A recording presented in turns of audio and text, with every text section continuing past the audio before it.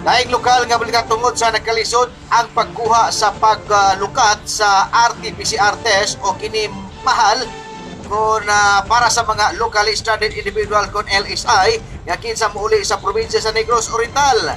Sa si 3rd District Board Member Peter Paul Rinasya, binusog kining ordinansa nga mandatory ang RT-PCR test nga muli sa lawigan sa Negros Oriental.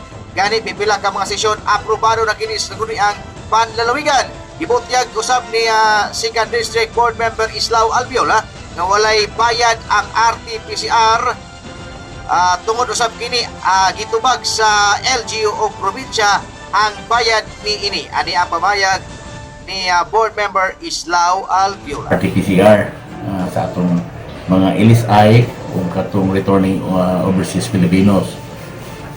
It was approved sa second and third and final reading. In fact, na dito kay submit naman ang atong mga personnel sa molecular laboratories with regards to the rates.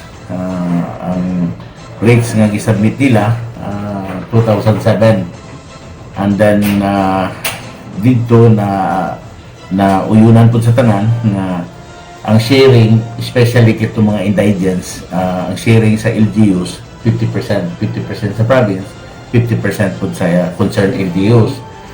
O na ay mga gitawag nga personal nga travel na dili siya frontliners, o niya he just want to have it at our molecular laboratory. Ang rate niya is 3,002, which is very cheap compared to the private laboratories. So this after siguro publication ini, it will be signed by the governor, ma-approve siya. Kay a matter of time, ang atong molecular laboratory basi ma-approve na matagaan ng license to operate sa atong Department of Health.